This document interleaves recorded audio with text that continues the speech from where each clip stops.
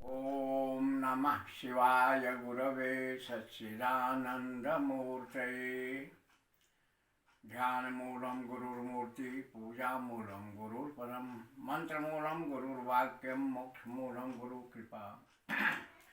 आज मैं सनातन संस्कृति में नारी के स्वरूप के विषय में अपना विचार समाज के समक्ष रख रहा हूँ।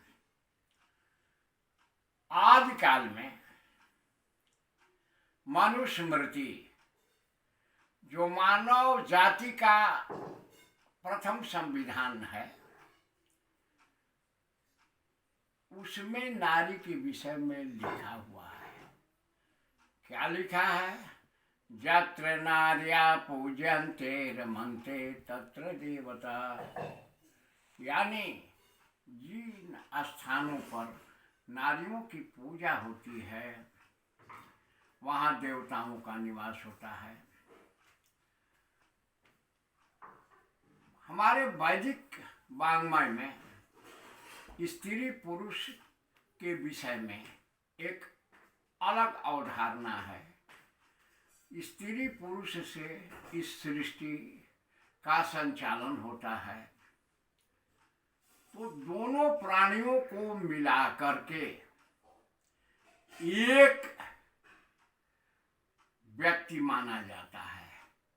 पुरुष को अर्धांग और स्त्री को अर्धांगिनी कहा जाता है। ऐसा कॉन्सेप्ट भारत से बाहर कहीं नहीं है। वहाँ जोड़ा कहा जाता है, कपुल कहा जाता है, इस ढंग के शब्द प्रचलित होते हैं। तो ये भारतीय संस्कृति की विशिष्टता है। यहाँ के संबंध आध्यात्मिक तथ्यों पर आधारित रहे हैं। संतों ने, ऋषियों महर्षियों ने गहन चिंतन के बाद उसे स्थापित किया है। तो जब तक भारत में सनातन संस्कृति रही, तो उस समय स्थिति क्या थी, इस देश का स्वरूप क्या था, नारियों का सम्मान क्या था, अपने देश के साहित्य के को न लेकर के मैं चाइनीज पर्यटकों फाहियान, हुएनसांग इत्यादि महानुभावों के लिखी हुई बातों के आधार पर मैं यह स्पष्ट करता हूँ।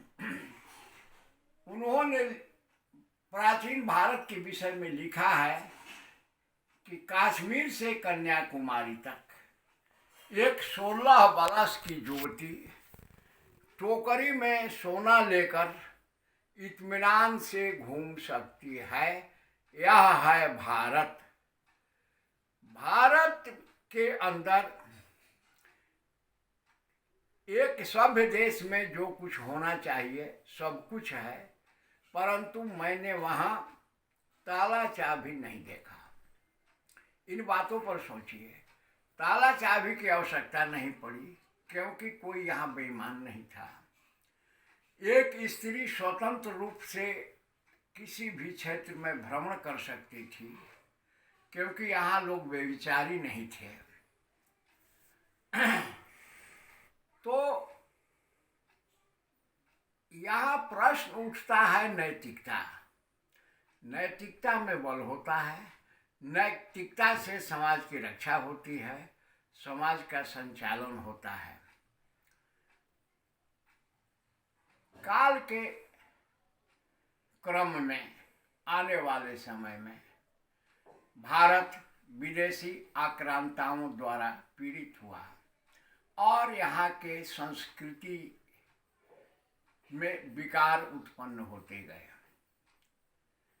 ये दौर बहुत लंबे समय तक चला। आज हम भारतीय अपने संस्कारों और संस्कृतियों को ज़्यादा अंशों में भूल चुके हैं। हम नहीं समझ पा रहे हैं कि हमें कैसे रहना चाहिए, कैसे व्यवस्था करना चाहिए। आज यही भारत है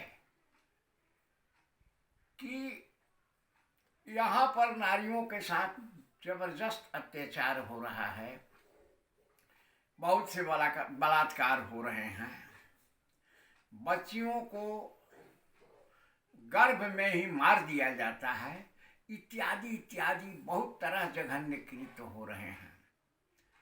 परंतु इसके पहले सोचना चाहिए कि क्या इनको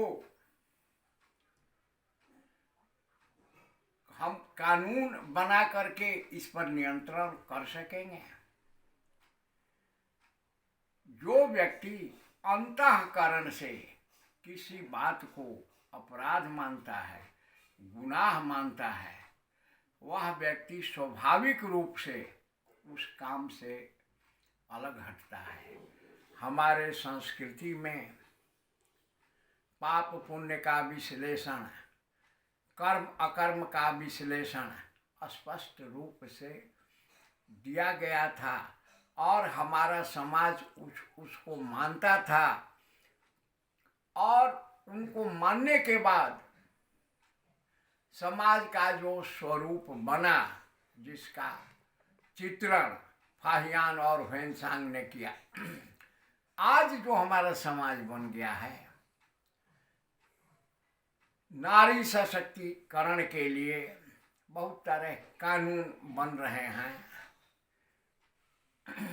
महिलाओं के विकास के लिए बहुत तरह की सुविधाएं दी जाती हैं। अच्छी बात है, सबके विकास के लिए प्रयास होना चाहिए, परंतु यह विकास पूर्णतः तब तक संभव नहीं है कि जब तक हम नैतिक रूप से सबल हो सकें।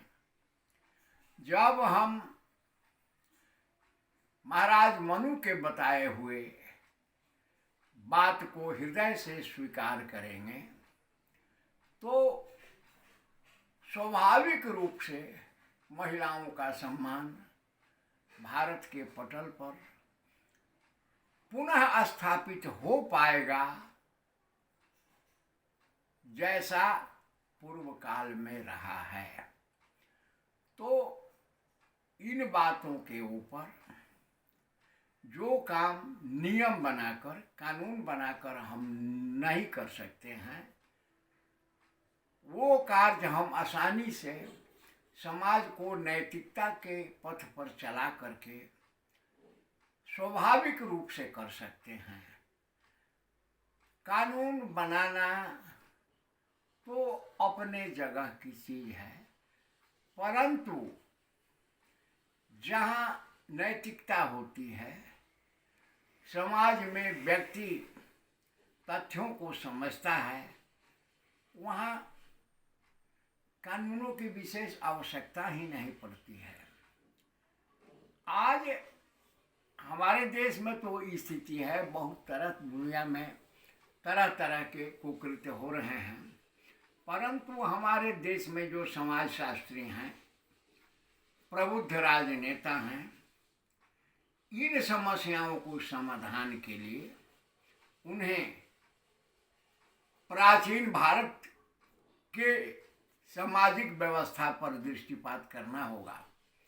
वो कौन सी व्यवस्था थी कि उस सनातनी युग में कोई बेविचार, कोई अत्याचार नहीं होता था, जैसा फाहियानी इत्यादि जातियों ने वर्णन किया है। तो उन चीज़ों को अपना करके, नैतिक बल को बढ़ा करके हम समाज में इस समस्या का समाधान कर सकते हैं। इस विषय पर आज इतना ही। शिवोहम, भैरवोहम, गुरुपदरतोहम।